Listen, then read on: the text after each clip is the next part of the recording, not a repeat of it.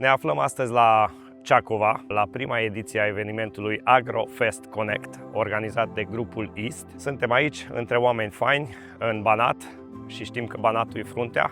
Avem sute de fermieri, foarte mulți parteneri, colegi, prieteni. Ne-am adunat ca să sărbătorim încă un an agricol. Din fericire am avut și ploi foarte recent și sperăm să mai vină. Vrem să creăm noi parteneriate, vrem să ne cunoaștem, vrem să ascultăm problemele fermierilor și vrem să venim cu soluții.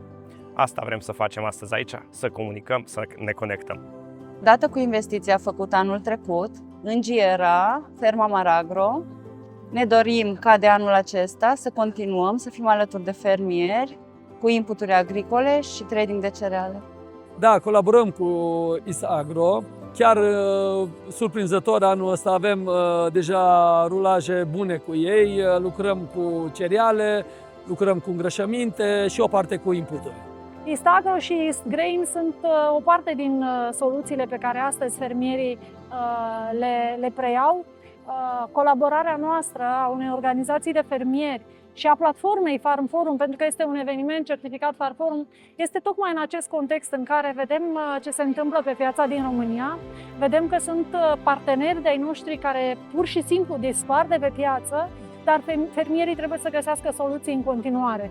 Și astfel de parteneriate cu companii, cu distribuitori, oameni care sunt alături de fermier, sunt în interesul nostru. Vrem să crească lângă noi parteneri solizi pe care să ne bazăm în perioadele cele mai complicate. Acesta este motivul pentru care construim parteneriate pe termen lung.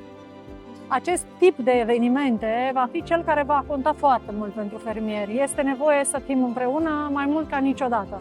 Trăim într-o epocă în care este nevoie de informație, de date, de digitalizare, de știință foarte multă. Și în toate aceste domenii se vor investi sume colosale, atât de către cele mai mari state ale lumii, de cele mai mari companii ale lumii, dar și de fermieri.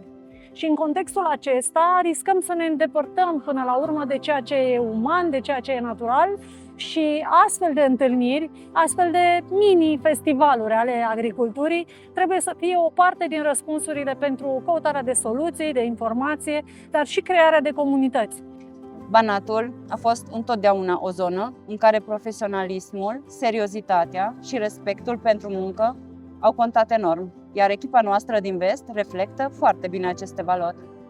Agricultura are un lucru pe care nu îl vom putea controla niciodată complet: dependența de natură și de Dumnezeu.